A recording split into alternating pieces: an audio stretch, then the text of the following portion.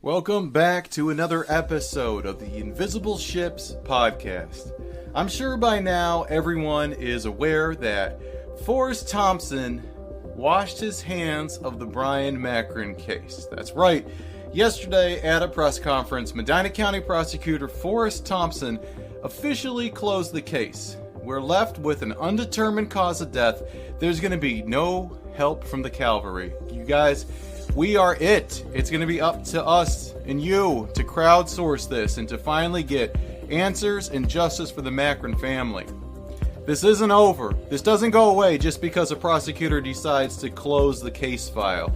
We got a lot of interest from all over the country. We have a lot of smart people out there that are listening, that are looking into things. And we got people who are calling constantly, people that seen things, people that know things. And we're going to get to the bottom of this. We also have interest from national media, and that may be developing quicker now that the case is closed. We'll have to wait and see.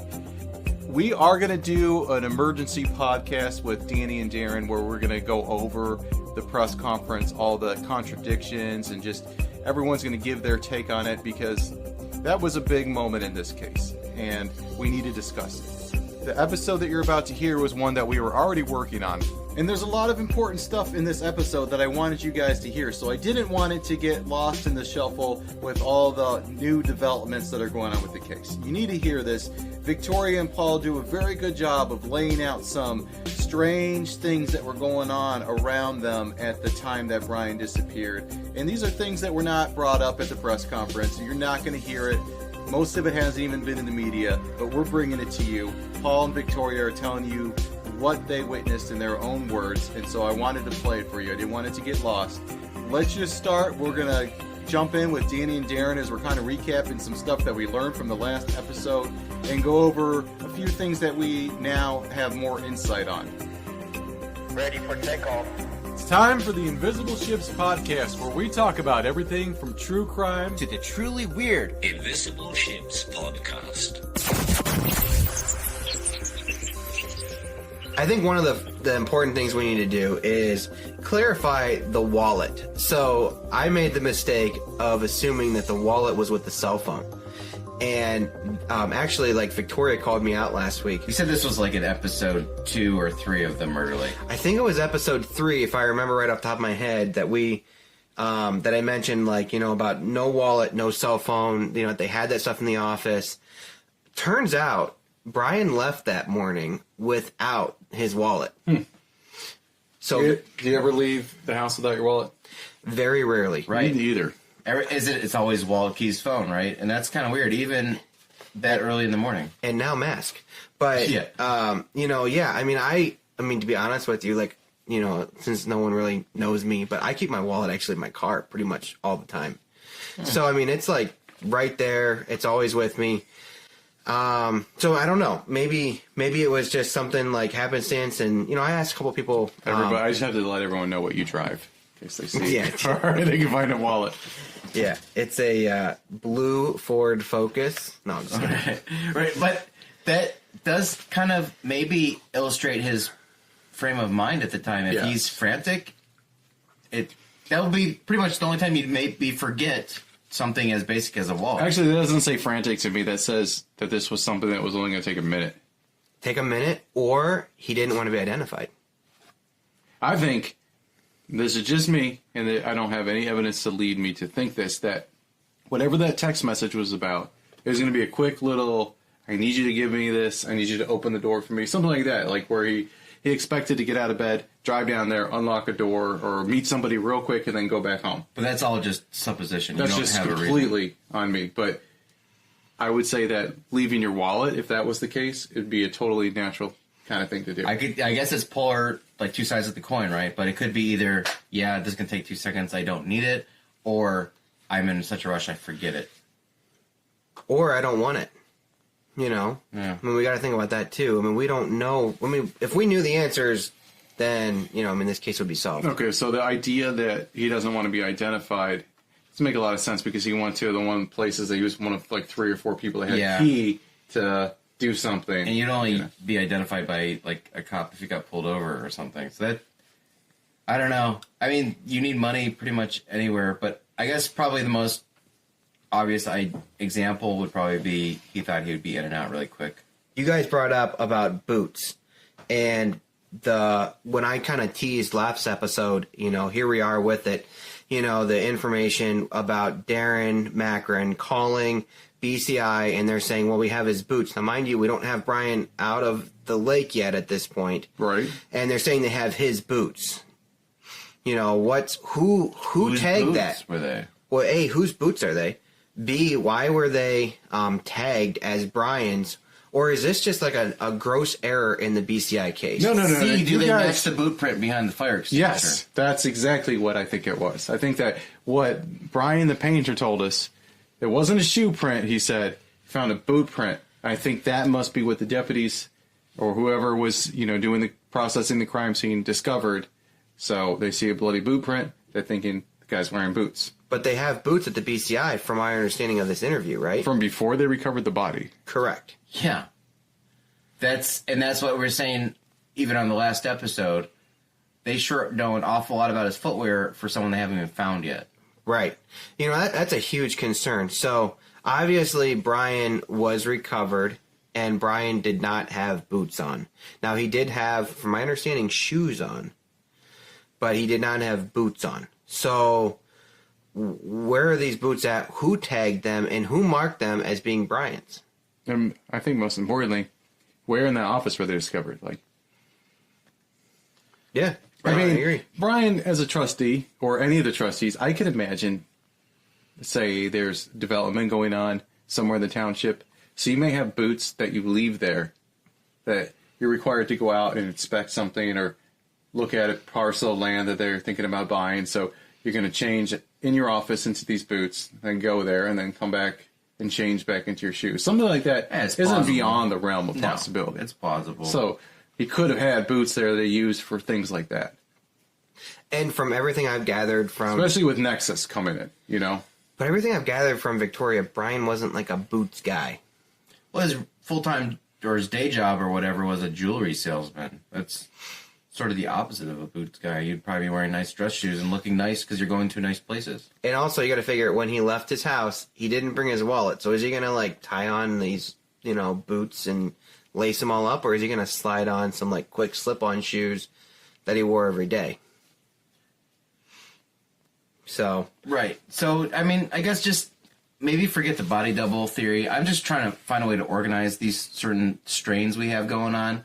Maybe this is more of the theory of try to account for evidence they might find by pinning it on Bryon instead of whoever that really was. And that would be maybe a large person on camera, maybe the boots, right? Is that kind of the line that we're sort of thinking? I mean, that's kind of where I'm at is why would you, why did Darren call down there? Now, this is all per Victoria's interview, but why did Darren Macron call down there to BCI and they talk about his boots when they clearly weren't his boots, nor was he recovered, but we know we have boot prints in the township office. In the last interview, there was a lot of conversation about guns, surplus guns, and sale of guns, and, I think, Ricky, you mentioned that at the closing, kind of making that question, where are you at, Ricky, with these guns? Is the sheriff's office selling these guns, or what's going on? I don't know. I mean, they certainly denied doing that, right? Their official statement was they don't sell guns to the general public. I just had always kind of wondered, and I remember when we actually were doing that interview, thinking in the back of my head, did Bryon see something on a police ride-along that he maybe wasn't meant to be seen? And we're not anti-police. I don't think any of us are. We want justice. We want bad people punished and good people rewarded. But we don't have an axe to grind with the police department. And I'll say, even in the framing of some of these questions, was the sheriff's department selling guns? We all know how the world works. It wouldn't be the sheriff's department. It would be a dude that works for the sheriff's department. An individual bad actor. Yeah, and that would probably, in any of these paths, and wherever this ends up, and there's chances we might be learning things sooner rather than later about where this might be going. So stay tuned for that. But wherever it ends up, it's not going to be that, just speaking plainly and realistically, it's not going to be that Medina County fails as a complete department, despite what some people might want to say. Right. It's that there was things dropped. They don't handle a lot of murders. maybe there's someone crooked. I honestly don't know. Right. But I don't think it's the whole department. I mean, I think you got to look at every single possibility when we have something that's been unsolved for 4 years. So going back to the gun thing, that's what I was kind of wondering. Like, did he potentially see something or know about something that was going on that he shouldn't have known about, or they didn't want him to know about? And we know that in Ohio, and some of the listeners have addressed this, and I don't know if we talked about it previously or not, but we'll talk about it again. I know we had private conversations about it, that sales between individuals in Ohio is not illegal. I could sell you a gun, you could sell me a gun, as long as you show me ID that you're a state resident, that I don't believe you're a felon, I don't believe you're going to use the gun to commit a felony. And there's no paperwork to that, so there is no paperwork required, no. But guns purchased by a sheriff's department or any other governmental entity are purchased with taxpayer dollars, so they can't do that. They would have to, I don't know what the procedure would be, but there would have to be some accounting of what was going on, because that money would have to actually belong to the taxpayer. All right. I don't know if that's enough to get anyone killed. Well, I think also, I mean, like, so we are hearing this technically third hand here, and I think we got to keep in mind that a lot of times when a rep comes in that is representing a gun company, they will offer to the deputies, from my understanding, a good price to purchase a firearm, the same firearm that they're going to carry, and kind of extend that offer as to them as civilians. So it wouldn't be unrealistic if Bryon knew a sheriff who was having a good offer from a representative, and then turn around and buying it from that sheriff's deputy, maybe. Yeah. This is all speculation. I don't know who it is, but someone who would have access to that kind of a deal. And that's technically not illegal. So, I mean, that could be an explanation that's completely legal in this situation that could explain the firearms. We really they're don't purchasing know. in bulk, so they could say, we need guns for 17 deputies, but we can make it 18. You just pay cash and register it underneath your name, right? And on the whole scale of like means, motive, and opportunity, this has got to. It's not a super high likelihood means or motive right here. I mean, but still, did he see something else on a ride along, or know about something else? I mean, he could have saw something driving to work. But if we're going with ride-alongs and we're going with something that he saw, what if he saw something when he was on December 15th at the Winking Lizard? And that's something where I'm going to call him out, but our Cohen guy, and I'm very interested in an interview with him because he has information that we haven't quite come out with yet. Yeah, Cohen, we want you to come on the show one day, okay? We would love to have you on the show. We talked to him on the backside of things. He's a very anonymous person, but everything he's told us is checked out, and we double-check behind this guy. Everything he's told us has been good information. I think that he's the real deal, but he wants to protect his identity, and we, of course, respect that, but we would really love to have him come on the show one day. It's another stay tuned situation. Yeah. There's things in the works. Oh, there's so much stuff in the works. And Big things. We've been giving shout-outs to our listeners, and totally deserving of it, guys, because you've helped us, and you really are the ones that did it, that elevated this case from something that was 4 years old and kind of lagging as a cold case into something that we're putting it back on the forefront.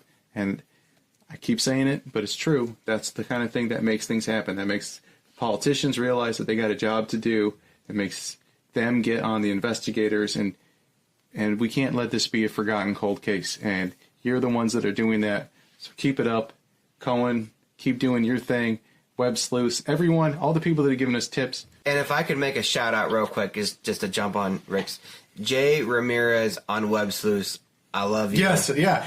You are rock I'm a big solid. fan of Jay Ramirez. I read a lot of his stuff. You are driving from another county to scope it out, and we love it.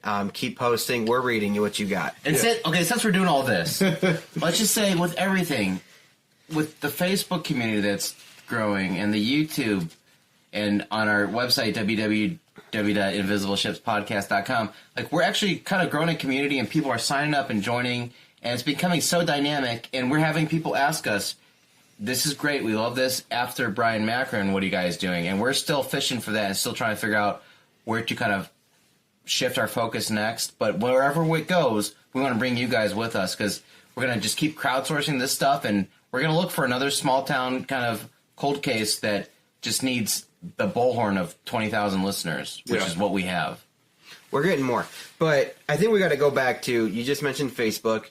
I think that we've got some, like, interesting debacle here of Victoria requesting a meeting with Sentner about the case. She finally got her case, and then here we are, and what does he bring out? He brings out a bunch of Facebook messages. I know everybody's thinking, I'm thinking, was the Facebook Messenger message in that stack of papers? You know, we don't know. Why wouldn't they say? I mean, for as far as everyone knows, that's followed the case. No one's retrieved that message, right? Is that as far as everyone knows? I would assume the sheriffs by now would have. They didn't say what the message was that got my bed. And right. They didn't say that. But for all we know, the message could be completely unrelated. It could be like, Christina likes your comment. And then he got out of bed. Yeah, for real. And then he ran to the township. Right. No. John Smith added to his story. Yeah. You haven't posted for a while. No, but we don't know. I mean, it looks very, very suspicious. And so we would love to know what it is. And there are people in various different facets working to get that. But I mean, one thing, did he sell jewelry on Facebook? I know that selling things on Facebook is popular. Meetups are popular. Porch pickups are popular. But could it be an item that was considerable amount of money, and which would be stupid to do at 2 a.m? But I mean, did the guy say, like, he didn't want him to know where he lived? Like, I'll meet you here? If you listen to Victoria, he sold jewelry to stores. So that doesn't seem likely. But we do have information that he did also carry jewelry and try to sell it privately, right? And that does seem likely. Never mind. Right? Yeah, I mean, I think I that don't know if we could put this in there, but I think that he did sell some jewelry on the side a little bit. now we don't know if he sold it like to jewelry stores reselling. I don't know if we probably shouldn't put that in there. We can go up to the Facebook part. Okay, so the interesting thing is the sheriff's office brings out Facebook message. Now I think this is before Victoria has realized that the message that got Bryon out of bed was, we believe, to be a Facebook Messenger message. The question is in that stack, and so I reached out to Victoria this week and asked her, like, is there a chance that it would be in there? And she said she really did not believe so. They didn't cover every detail of it. They more just had like a printout version of mostly Facebook posts that he had, and she's like, well, I already know this stuff. I'm friends with him because he's my spouse, and so from my understanding, and I just wanted to provide clarity, that was not discussed in that meeting about that Facebook Messenger message, nor do we have any evidence that they had that message at that time.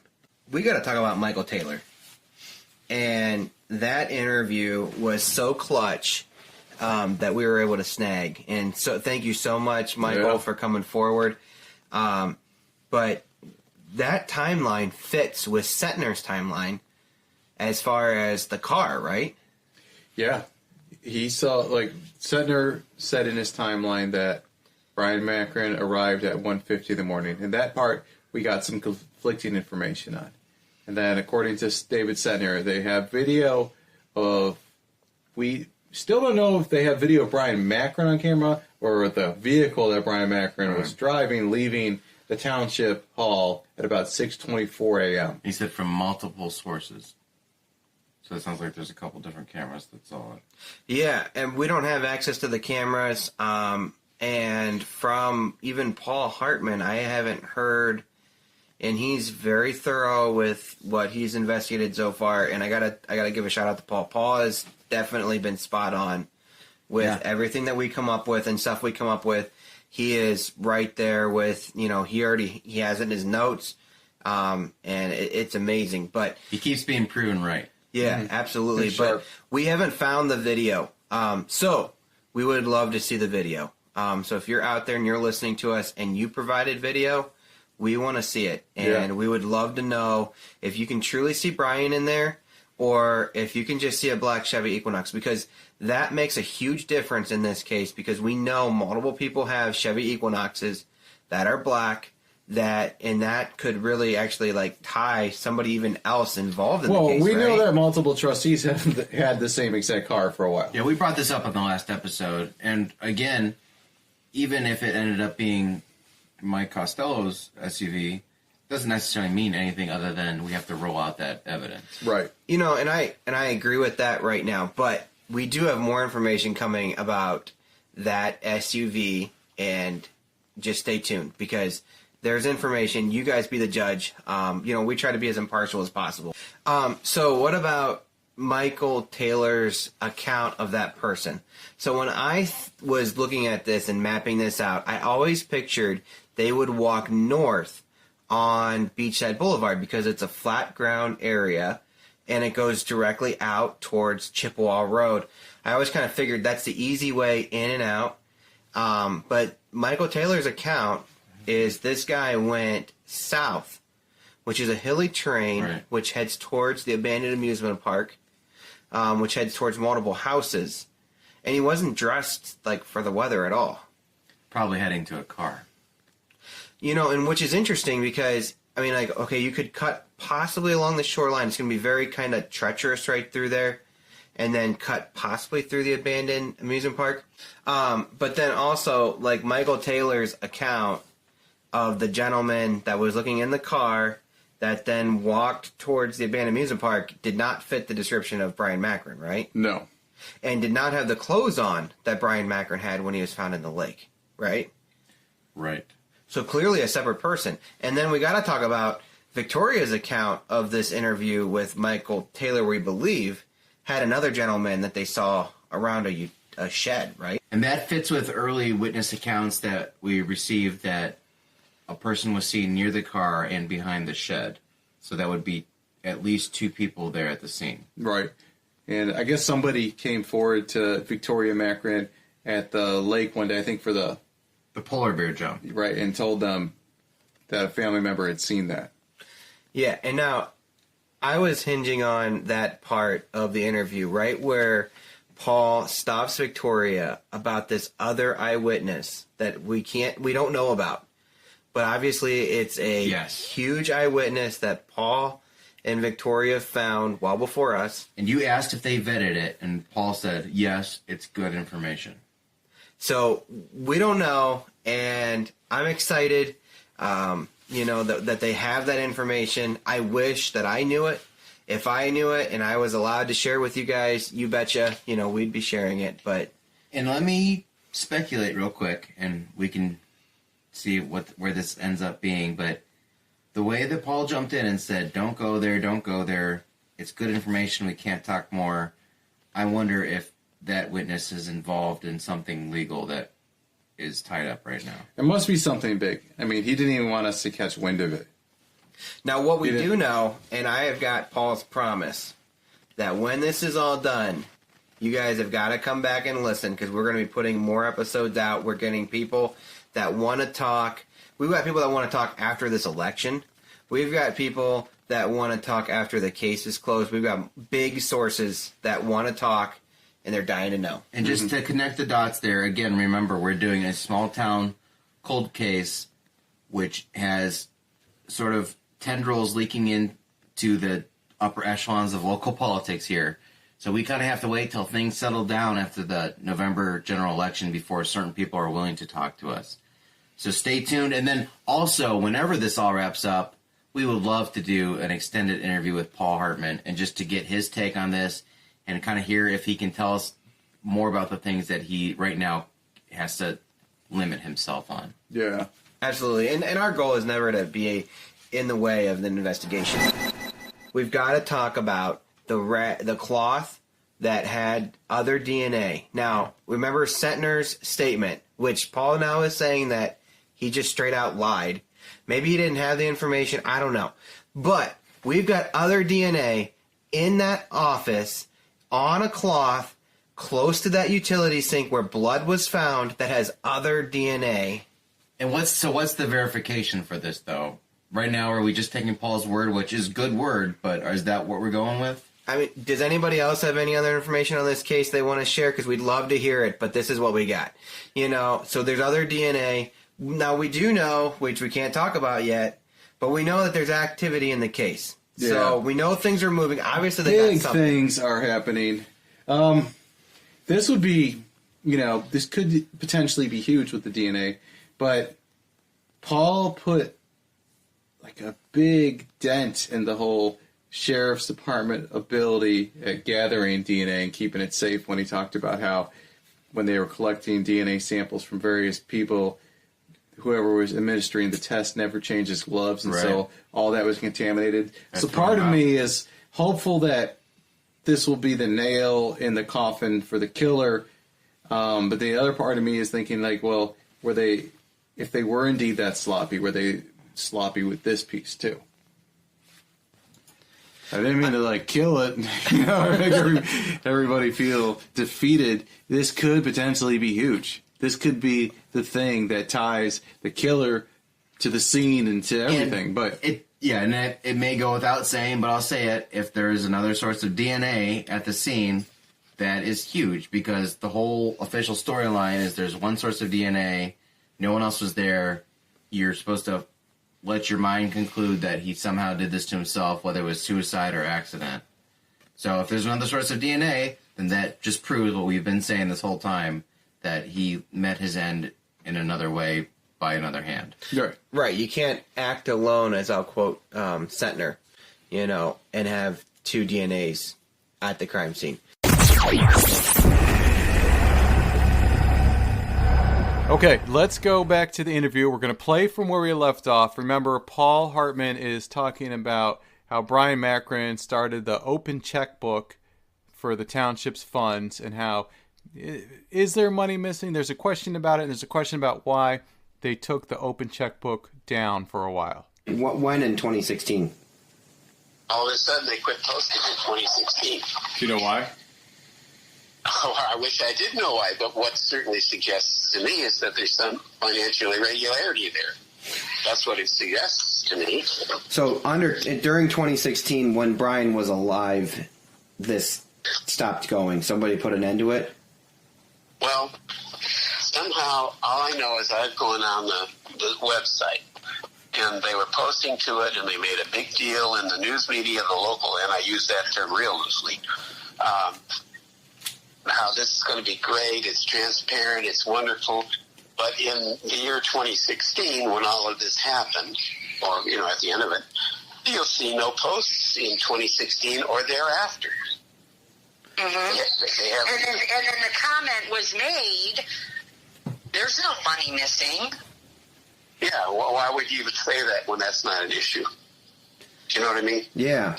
No, it's kind of like you're trying to... So what that causes me to suspect is that there's money missing. Mm-hmm. And Bryon possibly knew about it.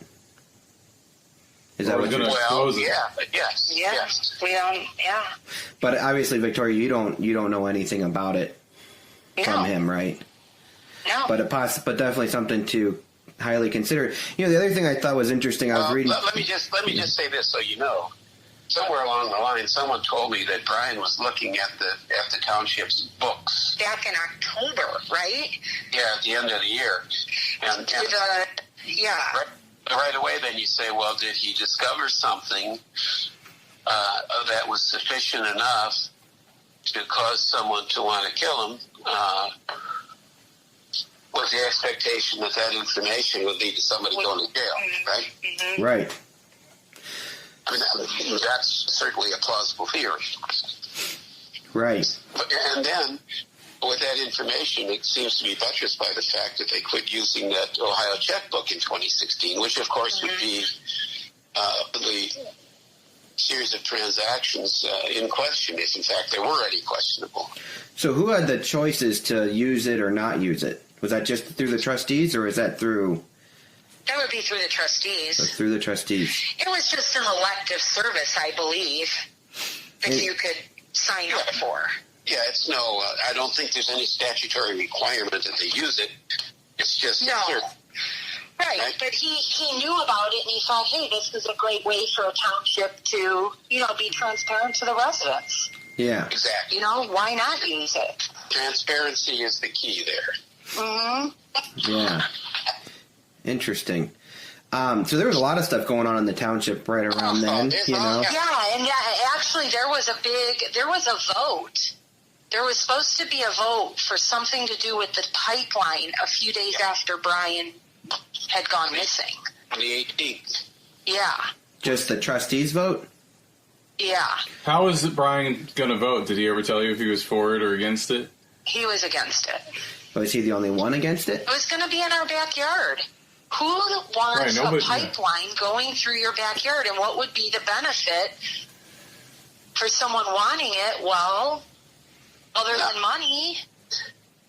This pipe line also raises an interesting issue because you know that Bowers was the inspiration of the local committee to evaluate the effects of the pipeline on the community or the county, and as it turns out, her own brother profited handsomely because they put the compressor station on his own farm. How about that? It's convenient that it had to go just there, huh? Yeah. Well, and Linda, it also went through the township, Right.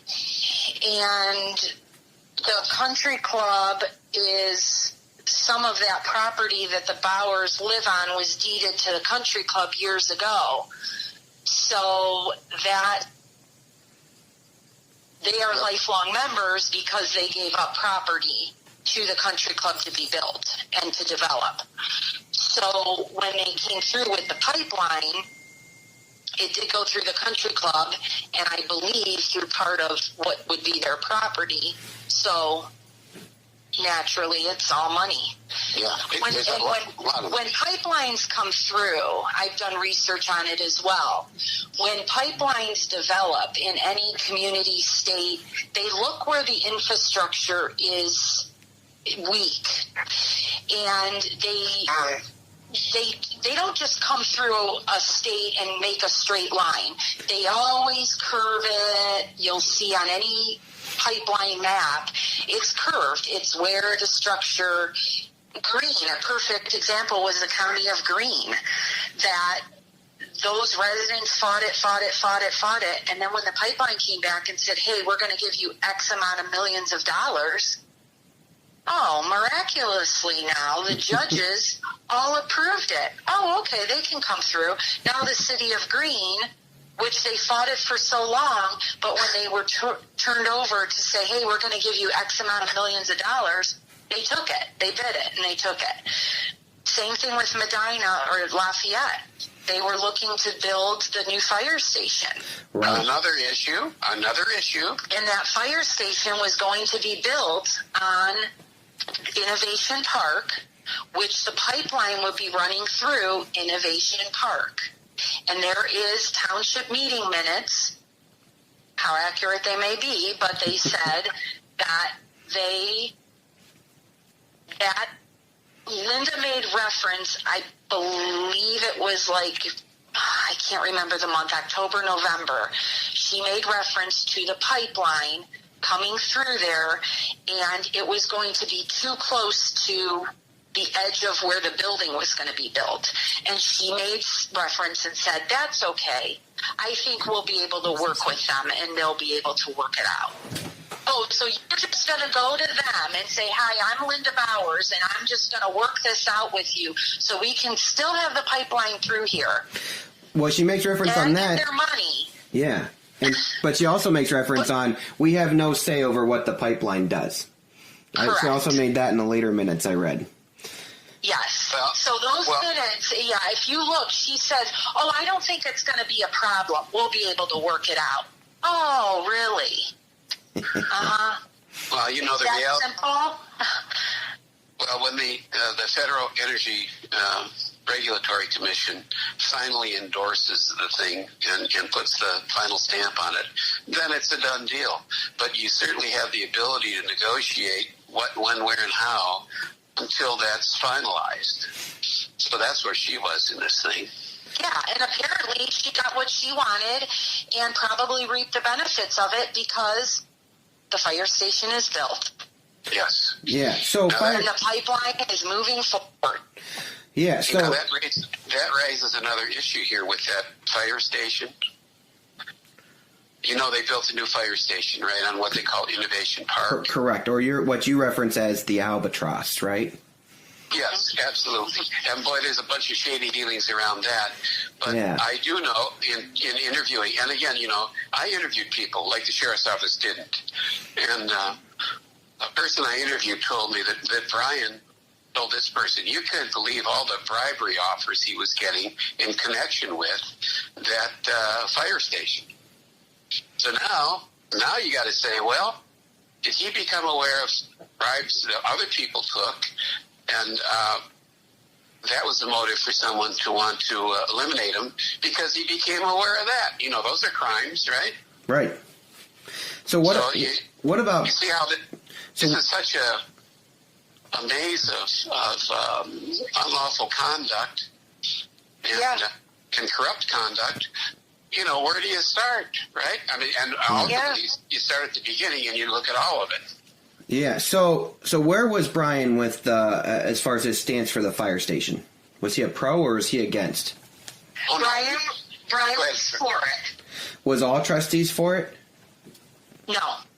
Was it? No. Bowers was not? When this started out, when they first put it on the ballot, it failed. And Bryon said, I believe that we need this.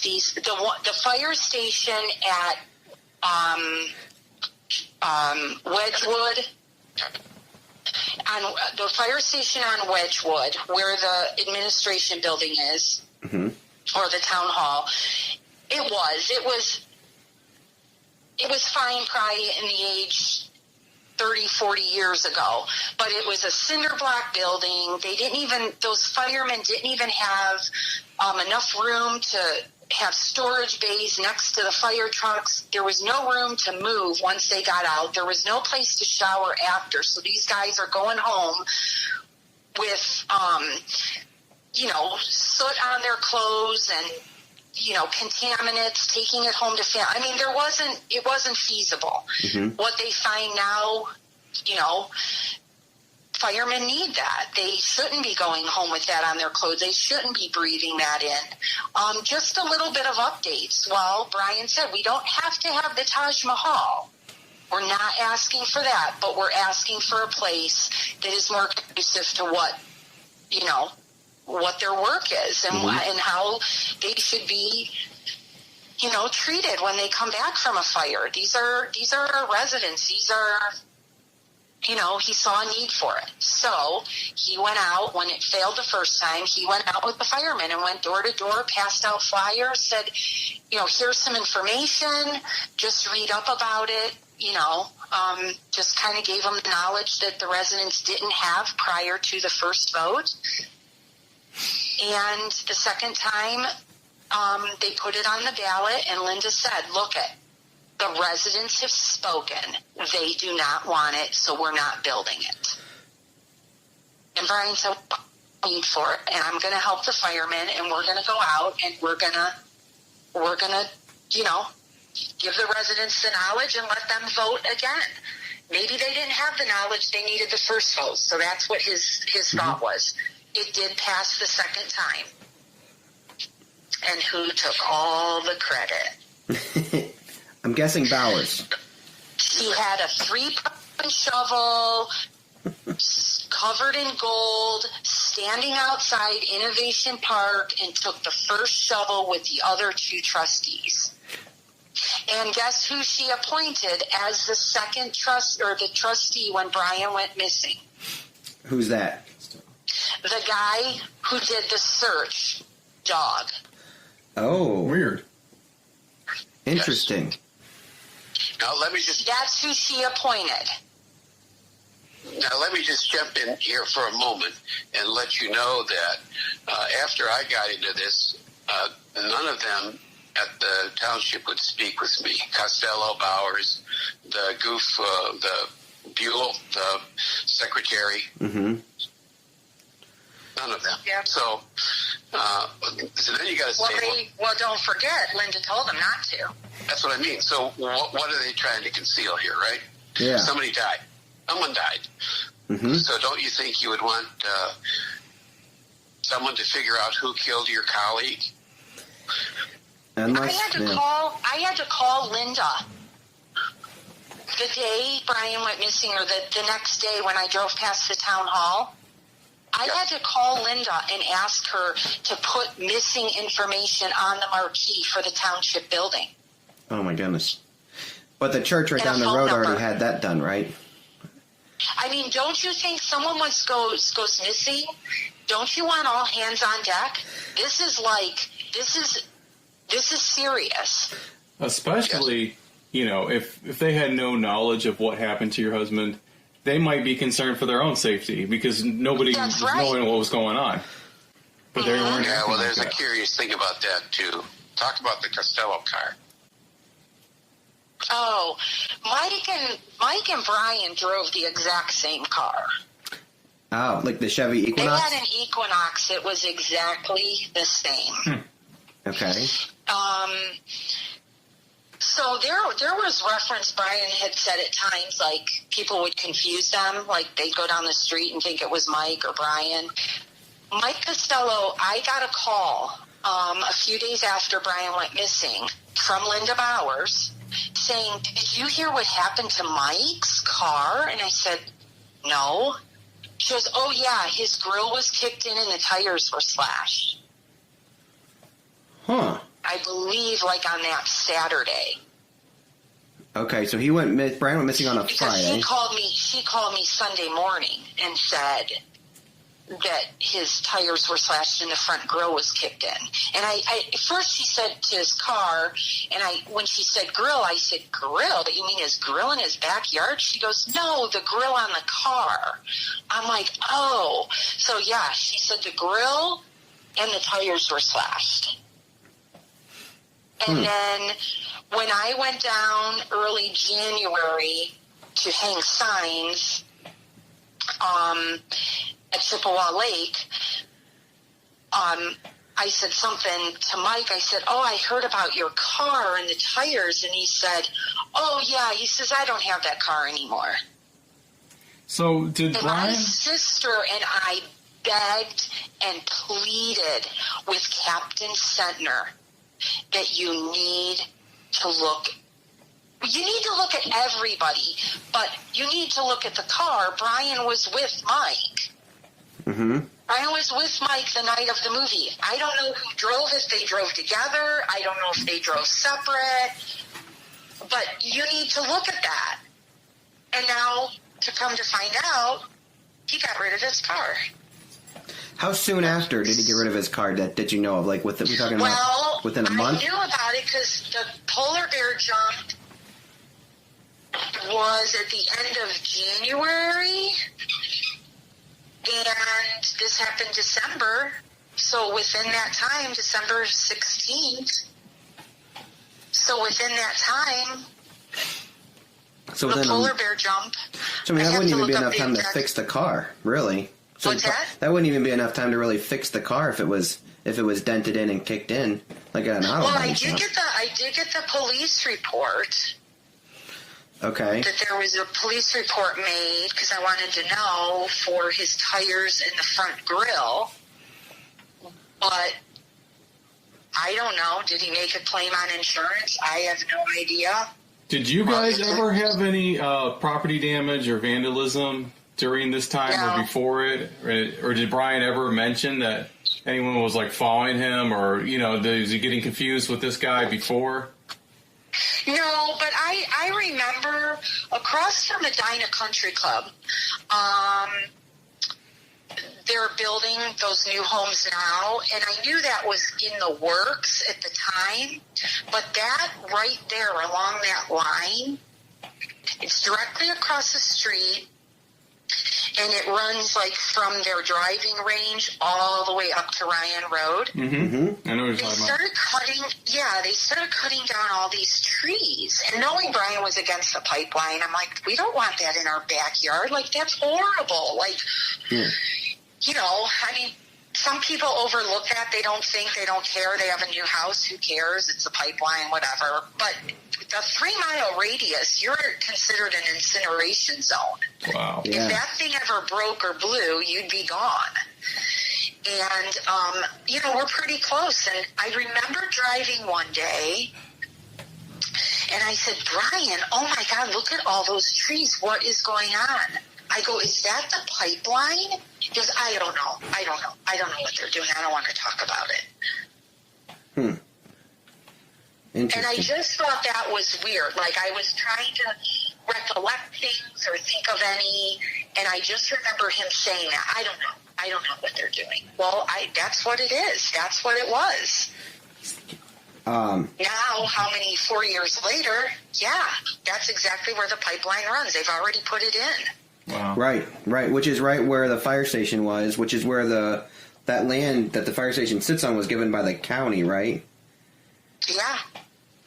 Interesting. Yeah. And what now, the question, like, going back through and looking at it, when they were trying to pass the fire levy without knowing exactly where the pipeline was going to be, was that like some contention with some of the residents and stuff? Was that you're trying to get a building built with not even necessarily knowing exactly where it was going to go because of the variation of the pipeline? Oh, yeah. Yeah, a lot of the residents were trying to fight it. Yeah, so you had residents that could be very upset because they don't want a fire station, and they also don't want a pipeline, and both Correct. of them are happening at the same time Right. now, huh? Mm-hmm. Now, let me just circle back to the car for just a moment, if you will. Yeah. It just seems rather coincidental that as soon as the event happens with Bryon, all of a sudden, Costello claims his car is vandalized because he drives the same kind of car. It certainly looks suspicious to me, as if he's trying to allay any suspicion that might fall on him. So he did it to my car too. Do you know what I mean? In other words, that he might have been a target of some sort of retaliation as well. It just seemed rather odd. But he was friendly with Bryon, right? Pardon me? Bryon and him got along, though, okay? Well, Bryon would say that Mike obviously was Linda's puppet. He had made reference to that. And only because when I would ask him about how a meeting went or how a vote went, he goes, oh, she's mad at me. Well, and that's how that whole puppet thing, and, Mike's her puppet. And, whatever Linda wants from Mike will do. And I think you can infer they weren't best buds. No, and there were times when Bryon would say, Mike would say, oh, the firemen can't do this, or the firemen are talking to me like this, and Bryon goes, really, Mike? You're a grown adult. Get over it. Grow some balls. Yeah. So it was to the point where stop being petty and ridiculous. Run the township, do what we need to do, and so what? So someone's talking about you. Who cares? Like, Well, you'd think if anybody was friends with the fireman, it would be him, right? With his background and everything. yeah. Oh, yeah. Huh. But I don't think he was. I think, too, they realized it was probably a conflict. You're a trustee and you're a firefighter. There's kind of like a... Yeah. Bryon didn't go and be part of the school board because they said, how can you ask for someone's vote for taxes or that, but you're in the township working and asking for money? Yeah. But yet, it's a conflict of interest for the schools and for to be a town trustee. Well, I would think that would be the same as a firefighter and being a trustee, but they let him do it for however many years. Yeah. I think that's changed now. I don't believe he's a fireman any longer. But he also does work for Linda Bauer's realty company. So they're kind of in cahoots almost. So obviously out of the trustees, if you're isolating them, Bryon would be the odd man out. And now all three trustees sound like they're all in the same So they replaced Bryon with someone who, is a yes man. Linda likes to have people work with her that think the same way and that she can manipulate. That's what it sounds like to me too. So, go ahead. Are you starting to get the impression that there's more than enough suspicion to go around in this thing? When Bryon was found, for going back to the first meeting that I ever held with the sheriff's department, I would be the first to know. I was not notified by anyone at the sheriff's department the day my husband was found. Who notified you? Linda Bowers called me. Wow. Linda Bowers called me at work. My children are seeing it on Twitter, on the news, the flyovers from Channel 8. They're all seeing it on the news, and I'm still sitting at work. Oh, my goodness. That's terrible. I'm sorry. So, yeah, she called me and said, now, Victoria, don't be alarmed. She said, but we're all down at the lake. And I'm thinking, what are you doing at the lake? And I'm his spouse. Mm-hmm. Well, we don't know, but we're all down here, and I just thought you would need to know. I said, put the sheriff on the phone now. So at this point, you stopped keeping Linda close, right? Oh, yeah. So so you started off doing that, and then you realized this isn't right. She's got her hands in too much stuff. She could even be a part of why your husband's missing. Correct. And why would she make reference to the guy who, first of all, she was going to keep it secret. Like, she's doing me a favor. She's going to keep it secret to do the dog search. And then when I find out from the dog search guy that Linda was a conduit, everything went through her. Well, my red flags go up, like, whoa, wait a minute. You're telling me you don't want the sheriff's department to know, but then you're not keeping me apprised. It's only what you want to know. So it's only benefiting you. But then if something comes out of it and they find something, then Linda's going to look like the hero because she had the dog search guy. So do we know, like, any kind of reason why she would want, like, scent of your husband's clothes? Other than for using dogs to find him? Yeah. No, I mean, that's just what he told me that I needed to bring. And then when I went to pick them up, she has two dogs. She had a mutt dog, and like a little mutt, and then she had like a mixed breed, kind of like not a collie, but maybe like a lab collie mix, something like that, a big dog, and it was an older dog. I went to pick up my husband's clothes. They were in her living room, open face, with the dog all over them. They weren't even sealed up in the bag how I gave them. She's letting your dog, like, lick them and, like, smell them. And I'm thinking, where is the respect here? Mm-hmm. Respect, where but is also, the respect? If someone else was to do a dog search, your best clothes with his scent on it were compromised, right? Yes. I still have those preserved the best I could. I took them out of the garbage bag when I came home and put them back in Ziploc baggies, and they're sitting here. But still, she compromised all of that. And it's just not even it was like the respect that... Absolutely. Very disrespectful. Very disrespectful. You might want to talk about what she told you when on the scene, or at the day that the scene, she was looking for a secret note and all that crap. Oh, yeah, she said she was looking for a secret note in the office. From when she Bryon? was at the Or a scene secret up note at the from town Bryon? hall, she goes, well, they told me I need to come up there. I was looking maybe like for a secret note or something. They told her to come up there. What? Her. In the crime scene. And this is only substantiated by her telling you, right? No one else has said, yeah, we told her to come here? Yeah. Sounds very fishy, doesn't it?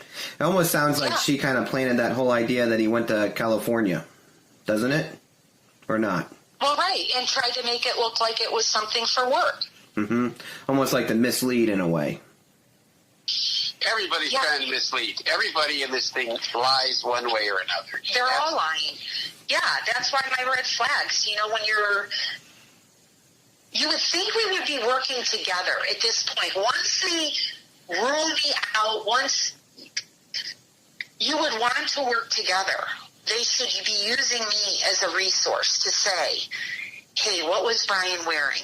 What's Bryon's height? What's Bryon's weight? I had Bryon's weight. Don't forget, he had 3 weights written down because they were doing a weight loss challenge. He took my scale up to the township hall to use.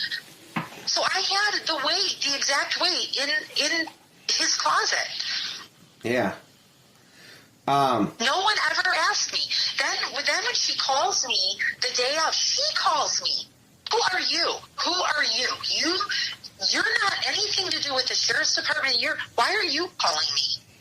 Who's this that's calling you? Linda Bowers, Okay, the other trustee. Gotcha. Yep, gotcha. It's making She called me to say we're all down at Chippewa Lake. Do you want me to have them send a car? I said, put the sheriff on the phone right now. He gets on the phone, and he says, not Sentner, it was Miller. Which he hadn't been a part of this the whole time. I mean, he was like behind closed doors. I don't know where he was. He's the head sheriff, right? Yeah. Yes. So Miller gets on the phone. He's like, yes, we're down at Chippewa. Do you want me to send a car? I said, get a car here now. So I waited, and I was in the hallway of the courthouse, and I waited, and I said, you know what? Screw this. I am not waiting. I have waited so long for these idiots. I said, I'm doing this myself. I went out, I got in my car, I turned my flashers on, and I flashed my brakes all the way to Chippewa Lake. I mean, people knew like something was an emergency. They were moving over for me. Yeah. And I drove like a bat out of hell to Chippewa Lake. I get down there. I drive up on someone's lawn because there was like nowhere to park.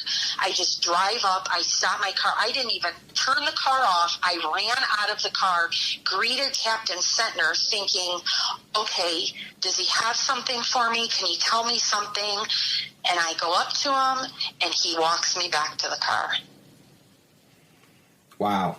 But Bowers could be up He there. walks me away from the scene, but everybody else is there. Every trustee, all the sheriff deputies, presidents, they're all standing around. I wasn't allowed. My phone froze. I was getting so many calls, my phone would not work. Oh, my It word. froze up. I was in the back of the car with one of Bryon's friends. Our kids went to school together because he saw me down there, and he was comforting me in the back of my car because that's where Sentner was. He's like, you don't need to be here. And I'm like, need to be here? What are you talking about? They like kept me in the back of the car. Wow. Unbelievable. I never to this day have seen my husband or identified my husband. Wow. So who identified him? I don't know. Probably Linda Bowers. Oh, my word. Yeah. To this day. Wow. And I talked to the funeral home, and he said, honey, I don't think you'd want to see him. I said, I'm not saying I had to physically see him, look at him, but I was going to use my brother-in-law to walk in with me. And even if I could just put my hand on him and not look at him. Yeah. But no one gave me the opportunity. I'm so sorry. And she actually got in my car that day. She drove me to her house. And she told me it was Bryon. You need to know this, and you need to hear it from me. It's Bryon. Unbelievable. That's what she told me. I drove up to her house I said, I don't know where I need. She goes, where do you want to go? I said, I don't know where I need to go. I don't know what I should do. I need to be there for my kids. And she took me to her house, in her parking lot in her house, and made me sit there in the back of my car. And then his friend sat with me and comforted me, and then she says, well, you can stay here. The coroner's going to come talk to you. And I never met her before, and oh my God, awful. She came around the corner and had her fingers straight out, pointing it in my face, going, you, I'm going to tell you right now, you need to be strong. You need to be strong. And I looked at her, I said, you don't know how strong I can be. I said, I will find out who did this. I will find out. Wow. That's how I'm greeted by a coroner in Medina County. And That's crazy. This is Lisa Daranek, right? Oh, yeah, and then I probably waited at least. And then Linda Bauer's husband goes up and grabs McDonald's and wants, here, eat something. You need to eat. What? Eat? You think I want to eat McDonald's? Are you disgusting? This is like, yeah, he's trying to give me McDonald's. Wow. And then finally, it must have been probably at least 45 minutes, or it seemed to that. My friend's husband and I, we were sitting in the box seat, and finally she said, oh, the sheriff's on his way. And sheriff comes, and he looks around the corner, and he goes, hello, it's Bryon. And he leaves. He didn't offer any words of comfort or anything? No, none whatsoever. So he just gave you this most devastating news so he could give you. He barely looked at me, kind of bent down in the back of the car. He goes, it's Bryon. Wow. And this is at Linda Bauer's house? In her driveway. In her driveway. Yes, and when I pulled in, the coroner was there, I don't know if the coroner was there, because I didn't know her, but I knew the prosecutor, he was there. He was standing there. Which, just to be clear, Linda Bauer's home is on Ryan Road, right? Ryan and Wedgwood Road. She owns the farm. Yeah. And my kids used to work at the farm. My daughter's painted her fence. But there's no reason that this should be happening at her house. Right. No. Weird. So that happens.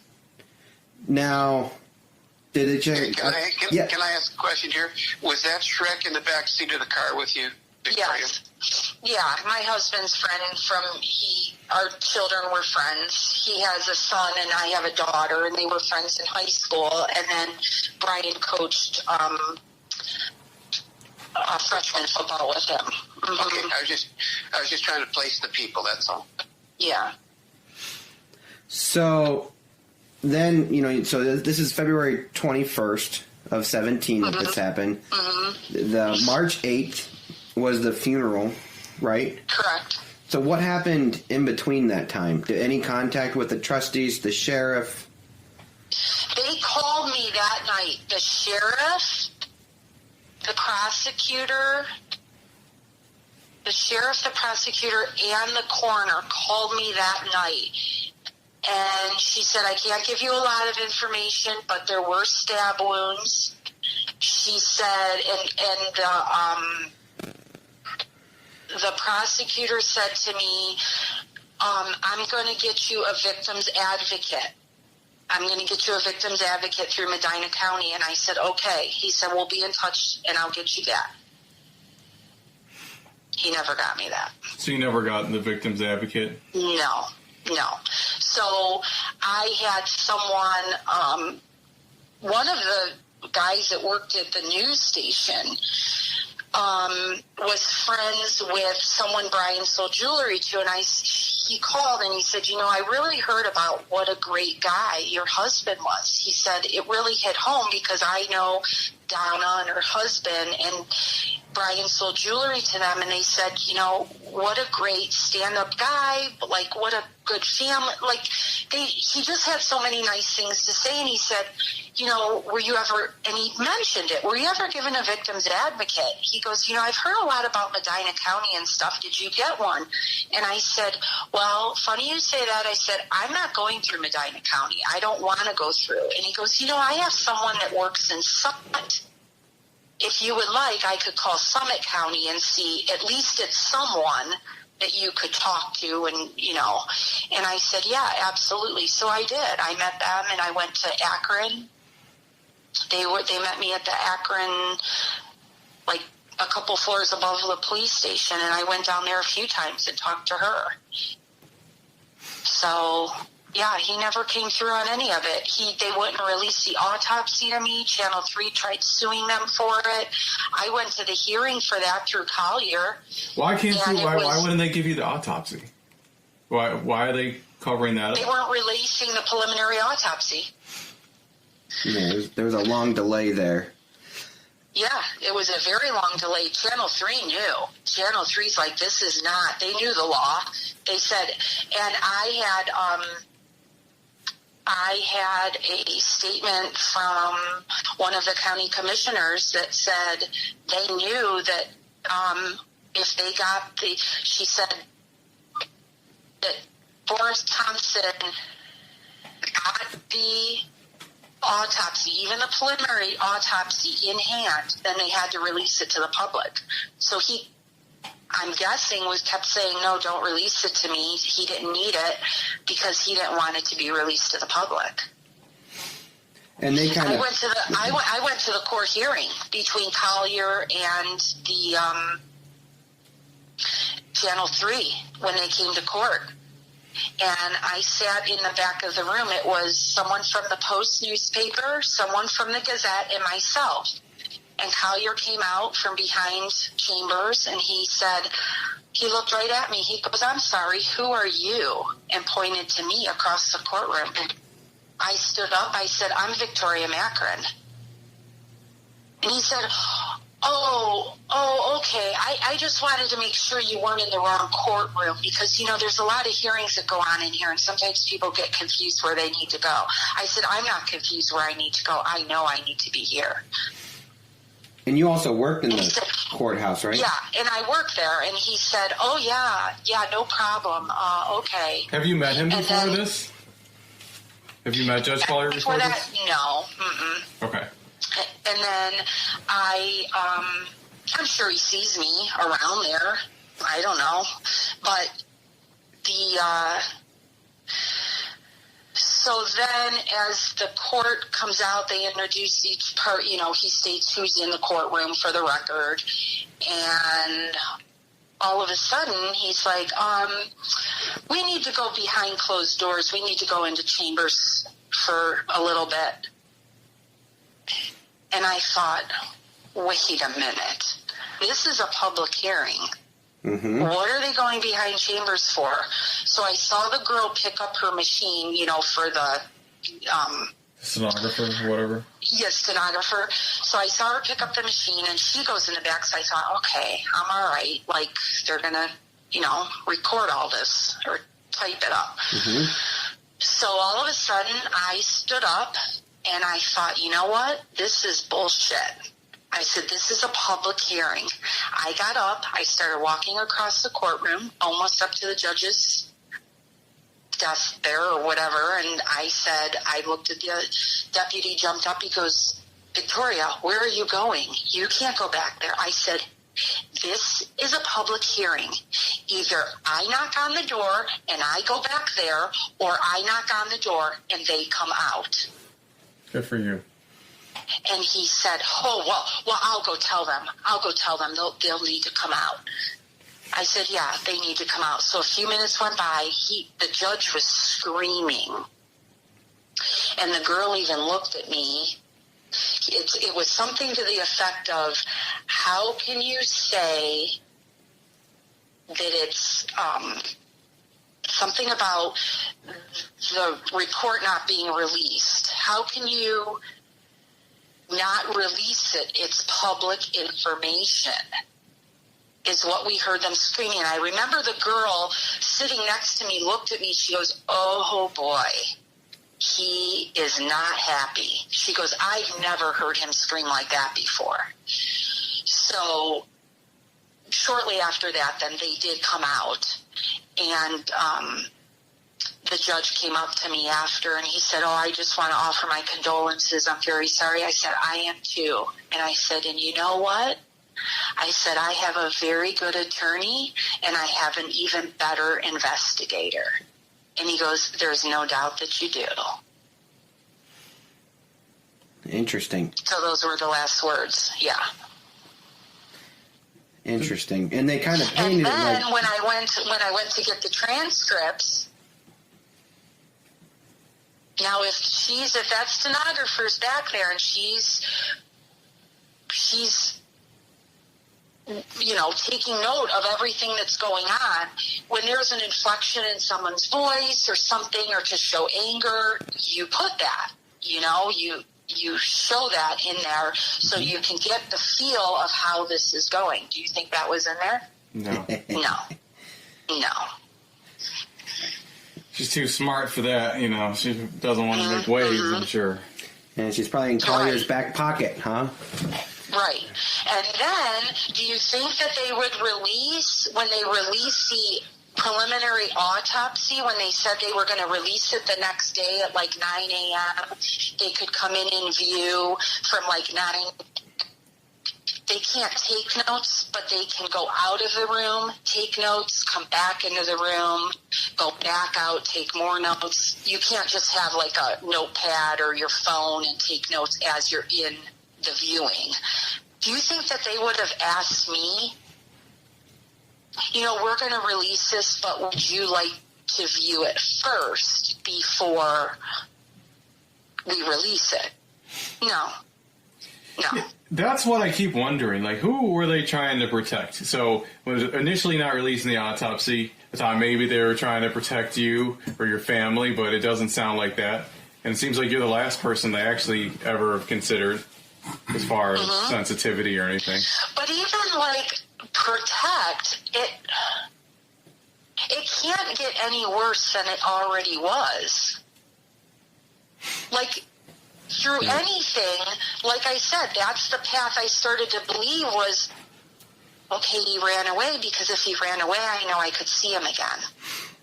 So it's like they wanted me to believe this and take me down this road because I didn't want the other path. Now we're at the other path, and it can't get any worse. Right. So they're still not telling me. They're still, why are you trying to hide the preliminary autopsy? It's going to come out. Why are you delaying this? Right, and they kind of painted it from the media standpoint about the amphetamines, right? That they didn't know if it was he had amphetamines in him or if it was part of like the decomposition. Well, and you know what came out? She corrected herself after. We were leaving with the attorney, and she said, oh, yeah, I don't even think she knew how to read an autopsy report. She was going flip-flopping on and she actually chased my attorneys and I out of the courthouse, or out of the sheriff's department when we read that, when they were reading it. And she says, oh, I just want to correct something. She says, I just want to let you know, he didn't have amphetamines in his body. She said that is because of the decomposition that causes that. And I even asked her, I said, well, you said that there was alcohol in his system. I said, how much was there? Because I know Bryon was not one, he never would drink and drive. He had a best friend killed in a car accident in high school, and that was one of his biggest things, even with our children. Told them, don't you ever get in the car if you've been drinking. So Bryon may have had a drink over a course of a few hours out there. So for them to say, oh yeah, he had alcohol, when I asked them the amount or the content, they didn't tell me. So it probably didn't even register as enough amount to say, oh yeah, he was drunk. Yeah. Right. She didn't even know how to read it. She goes, oh, I don't know. I don't know. There was no percentage. And what else was I going to tell you about that? Yeah, she said it was part of the decomposition, the alcohol, that the body breaks down. Yeah. And so they couldn't rule. They didn't say that this was a homicide, right? After looking at the autopsy, it was just listed as undetermined. Which your husband, I think you kind of talked about it earlier, but he was in the Marines, correct? Special Forces. Correct. So I mean, it doesn't get any tougher than that. And somebody that knows how to use weapons, owned a gun. It seems so out of character for him for suicide, first of all. But secondly, usually people that own firearms, if they're going to commit suicide, use a firearm and don't use a knife and leave themselves alive. I mean, it just doesn't add up at all. It doesn't add up. It does not add up. Well, beyond that, just go with the facts. When the body was recovered, he had no water or foreign debris in the airway or in the lungs, which means that he was deceased when he went in the water. Mm-hmm. Which is kind of impossible to do it to yourself. If you're not breathing, how are you going to take anything into your lungs, Well, right. And if you stabbed yourself, you're going to have a trail to it, right? Right. So you should be able to find that as well. Right. Is there any kind of gain that he would have had to have staged his own murder, to your knowledge? None. None. No, major life insurance stuff. No. Oh God, no. Nothing like that, right? No. This is a homicide, pure and simple. No question about it. It really looks like that, yeah. We agree with you. Just covering it for the listeners. They wouldn't even release, I couldn't get a police report. I couldn't get anything. So at one time there was a small policy through the township that because he was a state employee, they, you have life insurance like any job, whatever. And I thought, if I can't get a copy of the police report through them, I'm going to try to go through the insurance company. I was trying to do a back door on everything. And I called the insurance company. This was through the township insurance, whatever. And I said, am I able to get a police report? And she says, she goes, let me tell you something.